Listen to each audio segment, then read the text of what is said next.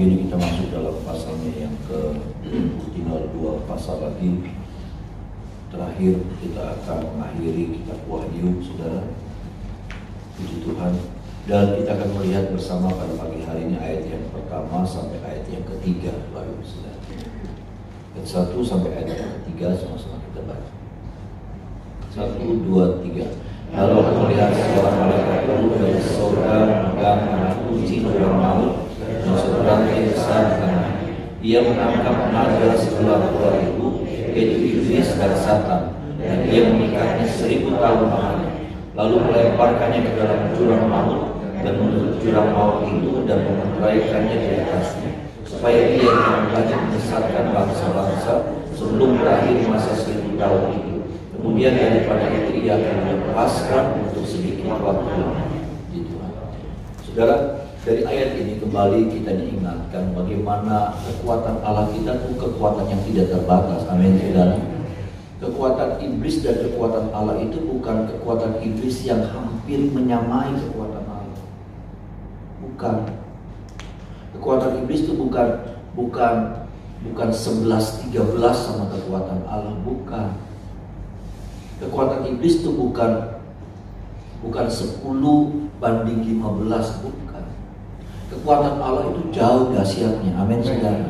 Kekuatan iblis itu kekuatan yang mudah, sangat impil dikalahkan. Kalau bahasa Yunaninya impil. Satu kekuatan yang sebetulnya nggak ada apa-apanya. Satu kekuatan yang pasti bukan moga-moga dikalahkan, bukan gimana ya, kayaknya sih bisa dikalahkan, pasti bisa dikalahkan. Ada apa yang tidak? Itu kekuatannya Allah tuh seperti itu dahsyat. Dan saya mau bilang kekuatan jahat itu selalu pasti dikalahkan, selalu dikalahkan, selalu kalah, ujungnya pasti kalah. Itulah sebabnya pagi hari ini kita diingatkan lagi Bapak Ibu Saudara bahwa kita mau pakai kuasa yang seperti apa nih dalam menjalani hidup ini. Kita mau pakai cara-caranya Allah atau cara-caranya kuasa jahat?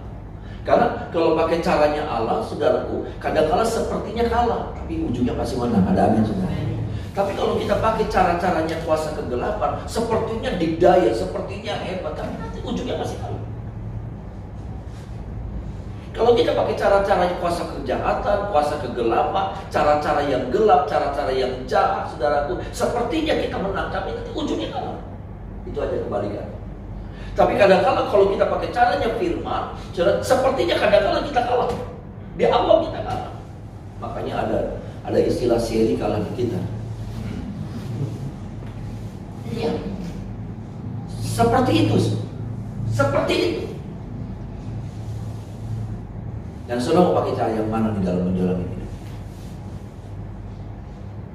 Sebagai bisnis, pebisnis, sebagai pedagang, sebagai karyawan, sebagai orang yang berkarir, sebagai pelayan Tuhan, sebagai hamba Tuhan. Karena ini sebuah pilihan.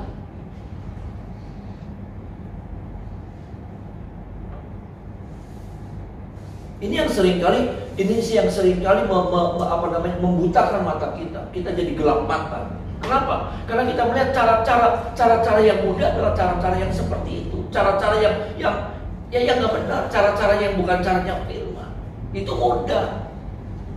Tapi saya harus bilang, saudara, ujungnya pasti kalah, ujungnya pasti hancur.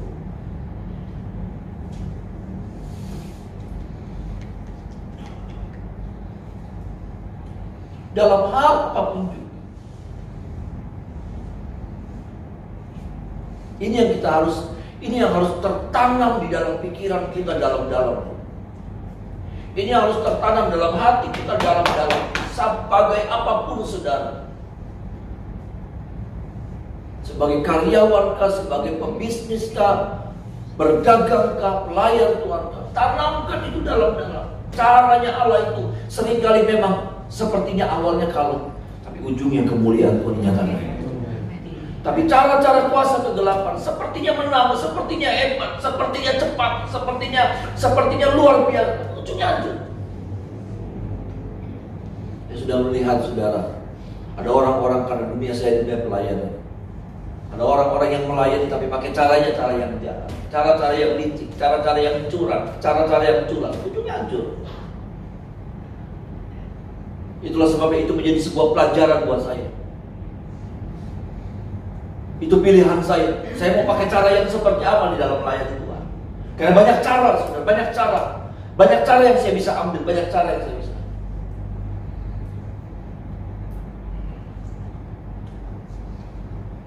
Tapi mengerikan. Kalau kita pakai cara-cara kuasa kegelapan, ujungnya hancur kita. Ujungnya hancur, pasti. Itu bukan ya mungkin, enggak, pasti hancur.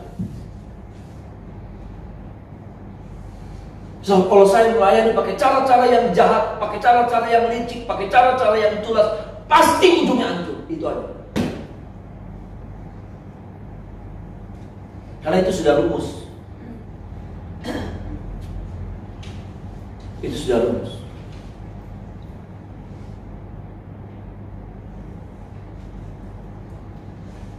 Ini biarlah ini menjadi sebuah perenungan buat kita lagi pagi hari.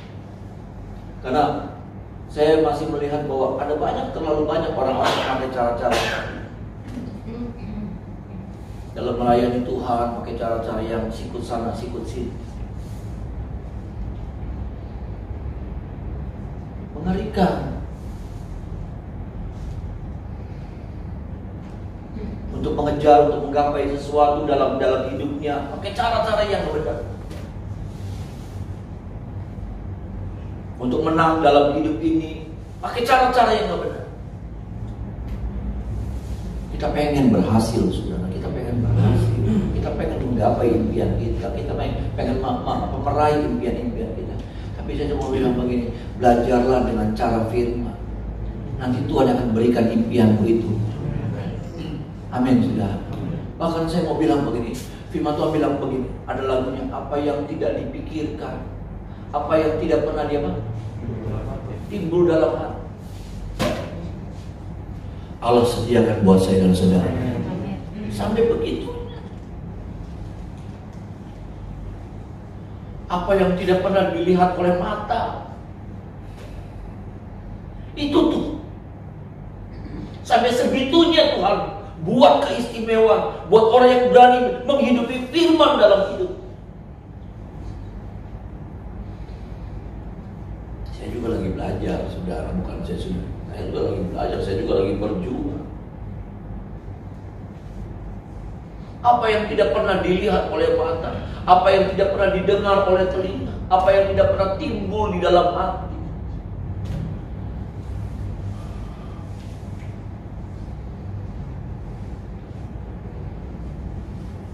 itu Allah sediakan buat saya dan saudara. Jangan kita mengejar dengan cara-cara yang sampai semua. Saya masih melihat di sinode saya juga. Capek kalau udah masuk di sinode tuh, saudara udah puyeng. Ya, ketemu sama pendeta-pendeta tapi mental mengerikan.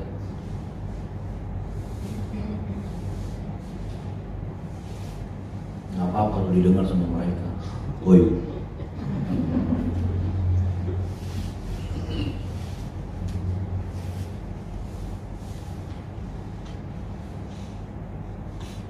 Ada orang yang jadi pengadu domba, ada orang yang jadi ya gitu, ya. Ngomong di sini beda, ngomong di situ beda. Orang-orang hebat, yang punya posisi-posisi hebat. Semoga mereka dengar pagi ini. Karena mereka suka dengar YouTube-nya saya ternyata.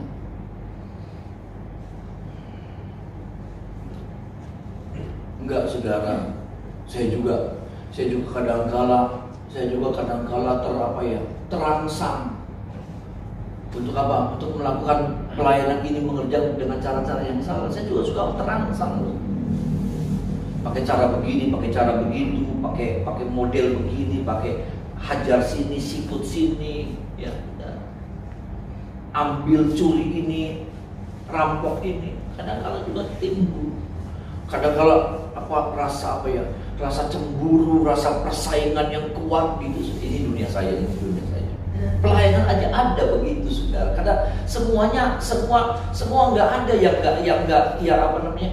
nggak dikuasai sama roh jahat. Maksudnya roh jahat tuh nggak milih-milih. Oh ya, kang bisnis kia, kang bisnis kotor, narkoba, enggak, semua sampai pelayanan juga dihajar.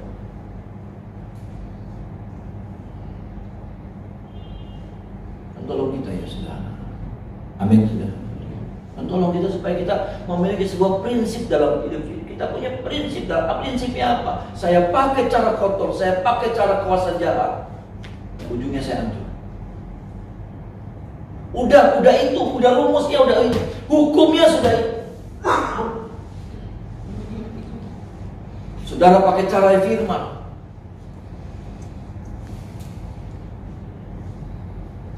nggak hebat-hebat banget sih, saudara nggak sampai ke langit. Tapi paling enggak sampai selesai hidup ini gue tetap berdiri tegak. Amin. Engkau gak jadi hebat-hebat banget mungkin, tetapi maaf saudara, engkau akan tetap berdiri tegak. Ketika keadaan berubah seperti apapun juga, engkau akan tetap berdiri tegak. Saya cuma pengen itu aja. Saya nggak mimpi hebat-hebat jadi jadi kayak apa.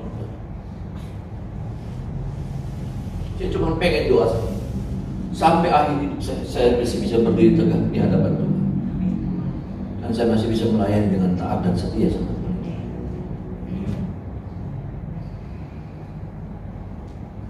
Nggak hancur gitu pelayanan ya. Karena saya melihat banyak orang yang hebat, hancur.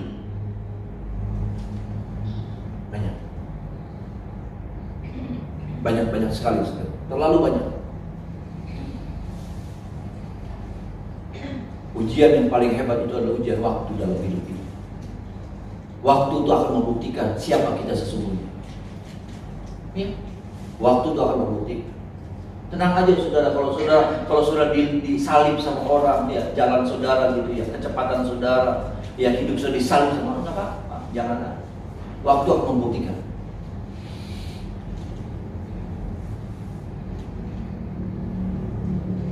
Mungkin terlalu banyak orang yang nyalip saudara. Wah, salib lagi, dibalap lagi sama orang. Hidup saudara, ekonomi, karir saudara, apa-apa, biarin. Iya saudara.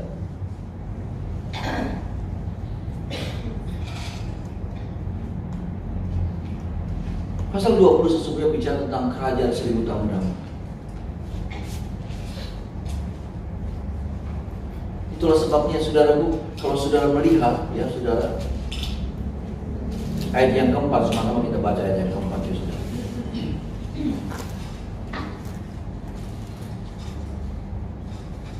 Sama-sama kita baca ayat yang keempat. 1, 2, 3. Lalu aku melihat tahta-tahta dan orang-orang yang duduk di atasnya.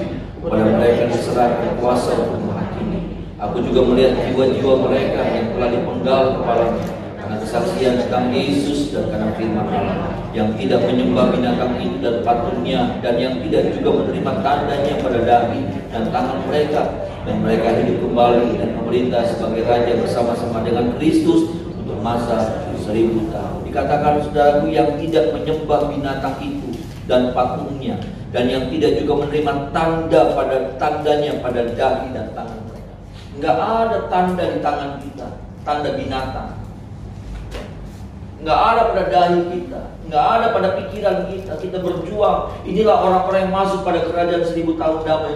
Orang-orang yang terus berperang, memerangi apa pikiran-pikiran negatif yang selalu muncul. Pikiran negatif selalu muncul. Betul nggak saudara? Pikiran negatif itu selalu muncul. Tetapi orang-orang ini adalah orang-orang apa? Bukan orang-orang yang tidak pernah berpikiran negatif, bukan. Tetapi orang-orang yang terus memerangi pikiran-pikiran negatif dalam hidup. Ada amin, saudara. Orang-orang yang tidak membiarkan hidupnya, pikirannya dikuasai dengan yang negatif.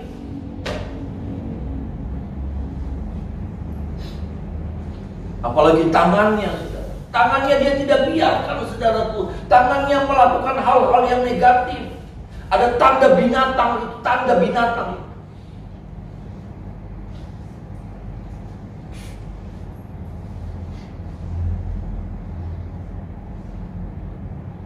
Ini orang-orang yang berjuang tiap hari seperti saudara dan saya tiap hari berjuang.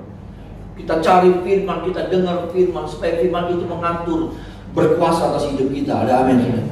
Firman itu mengajar kita, firman itu menuntun kita tiap-tiap pagi, tiap-tiap hari.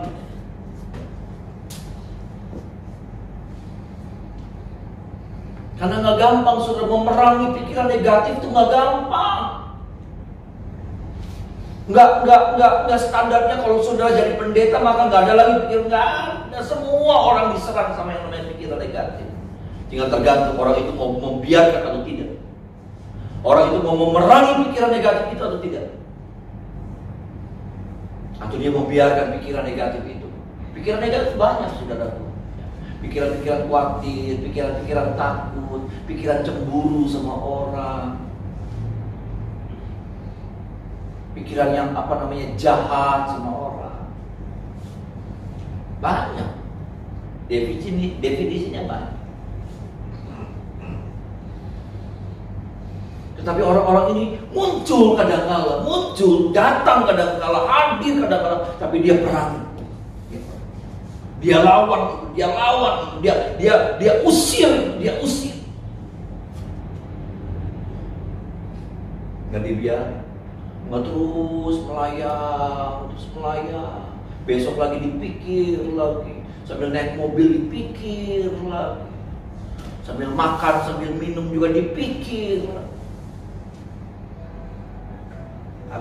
Kita habis. Kalau kita begitu ya kita bisa, kita hancur. Kita dirusak habis-habisan.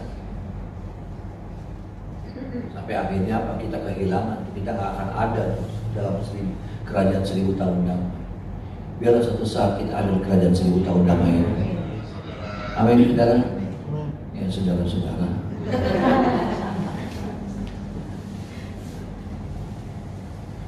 Biarlah suatu saat kita ada di kerajaan 1000 tahun damai. Ya. Satu kerajaan yang kayak apa ya? Nggak ngerti, saudara. Kita menjadi raja-raja di sana. Amin, saudara. Kita memerintah orang-orang yang ada. Kita akan memerintah orang-orang yang ada. Dan Alkitab mengatakan setelah kerajaan 1000 tahun damai, iblis dilepas untuk sebentar, untuk waktu yang singkat. Dan dia memerangi itu kerajaan 1000 tahun damai itu, dia perangi. Dasar iblis itu. Dasar iblis. Nggak bisa memanfaatkan kesempatan. Setiap kesempatan buat dia itu sesuatu yang harus berbuat jahat. Saudara, hidup ini adalah kesempatan. Amin, saudara. Ada lagunya, ya, pengarangnya sudah meninggal. Luar biasa itu Tuhan kasih. Tuhan kasih pewahyuan sama hamba Tuhan ini. Hidup ini adalah kesempatan. Ya, saya suka plesetin, hidup ini adalah kesempatan. Kesempatan dalam kesempitan. Bukan ya? Bukan kesempatan dalam kesempitan. Hidup ini adalah kesempatan. Ya. Maksudnya gini, kalau kemarin kita nggak berbuat baik, kalau hari ini kita masih dikasih panjang umur sama Tuhan, ini kita masih dikasih kesempatan untuk bisa berbuat baik. Amin. Kalau kemarin kita hidup dalam kebencian, kalau hari ini kita masih dikasih kesempatan nafas panjang sama Tuhan. Tuhan mau supaya kesempatan kita pakai untuk melepaskan kebencian itu, dan kita melepaskan pengampunan buat orang-orang yang sudah menyakiti. Itulah kesempatan. Tetapi kalau iblis sudah menguasai seseorang, kesempatan buat dia itu apa? Ya untuk berbuat jahat. Kayak 10 orang kusta. 10 orang kusta sudah. Ya, 10 orang kusta nggak berdaya. Tolong kami. Memelas. Nggak berdaya. Ya, terbuang, diasingkan orang. Nggak ada, keluarga juga nggak mau nempel. Keluarga mau dengar. Kalau keluarga juga ingat juga makanan nih, saudara, makanan yang dilempar itu orangnya di sana, ya. Paling dekat mungkin yang saudara itu disilili itu orangnya. Kalau itu suami saudara, ya itu di situ. Nih, belum Iya, nggak bisa dekat, nggak boleh dekat. Orang kalau kusta, kalau ada orang benar, ada orang sehat, dia harus tutup kerudungnya, tutup. Dia bilang najis, supaya orang tahu bahwa dia najis. Nggak boleh dekat, nggak boleh ngobrol di BNP. Dia orang terbuang. Coba tapi lihat, waktu orang 10 kusta ini disembuhkan, berapa yang datang sama Yesus?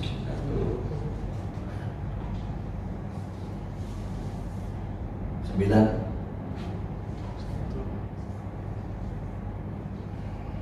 Kusta kan kutukan. Zaman itu ya sudah. Kusta itu kutukan. Artinya ada sebuah perbuatan salah yang mereka sudah lakukan dan akhirnya dikutuk mereka sama Tuhan lewat penyakit kusta. Tapi coba lihat, waktu mereka sembuh, mereka balik lagi kepada kehidupan lama. Mereka balik lagi pada kejahatan mereka.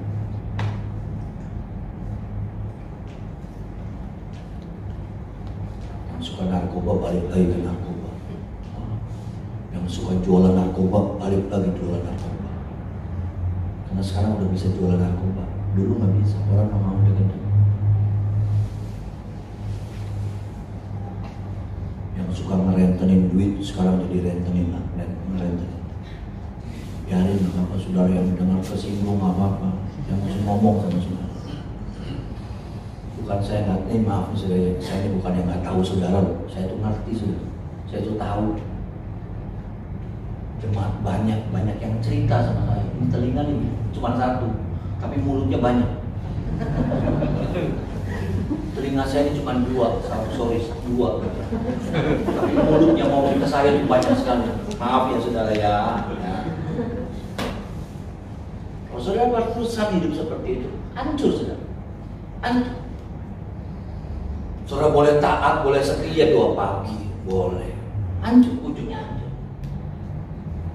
Apa saya nggak disukai saudara, enak lihat saya, nggak apa-apa. Yang penting saya sudah sampaikan kebenaran firman Tuhan.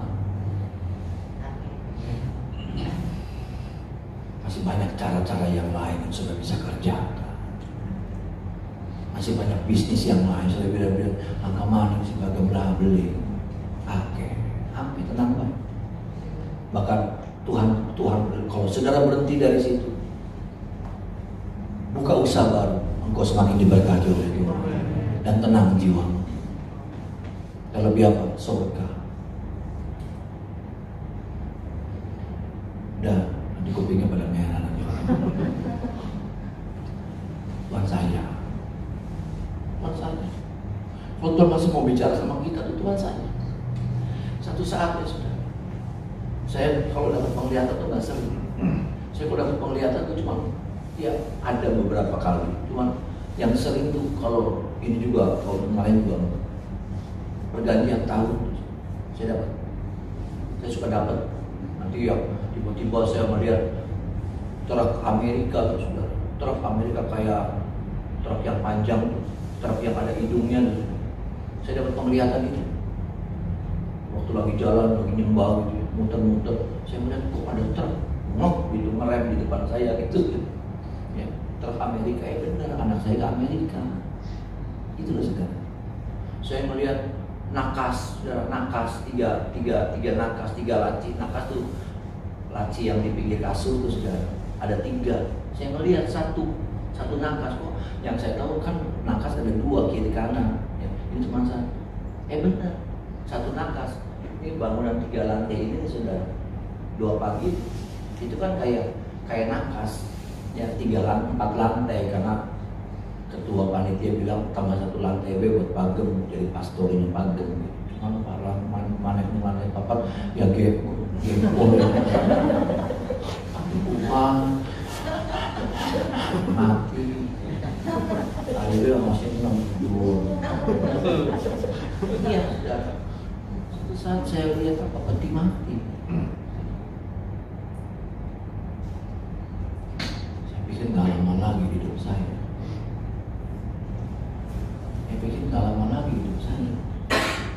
Saya lihat peti mati putih gitu, saudara, kayak yang biasa-biasa tuh saudara. Bagus sih, bukan yang peti apa itu yang jelek, bagus. Pasti terjadi, kalau saya lihat itu pasti terjadi. Saya pikir saya mah, nggak lama lagi saya mah. Saya pengen, Tuhan pengen, ada hal yang saya harus matikan dalam hidup saya. Ada hal yang tahu itu saya harus beresin, akhirin sampai mati. Maksudnya sampai sudah nggak, sampai terkubur. Dan memang Tuhan beresin, walaupun ya apa gitu. Jadi maksud saya gini, kalau Tuhan masih ngomong sama saudara, sama saya, itu tuh karena sayangnya dia sama kita. Kalau dia masih mau ngingetin kita, dia masih bilang sama saya, kalau kamu enggak itu mati. Kalau bukan hidup lama kamu yang dimasukin peti, ya tubuh kamu yang dimasukin peti. Tuhan masih tegur kita, ingatin kita, mungkin keras, karena dia sangat cinta sama kita. Dia sayang. Buat dia tuh kita tuh berharga di matanya. Kalau kita nggak berharga, nggak usah sudah ingetin, nggak perlu saudara, nggak perlu. Kalau kita masih ada interest, ada respon, ada apa namanya perhatian, berarti orang itu ada di hati. Dan kita itu ada di hatinya Tuhan.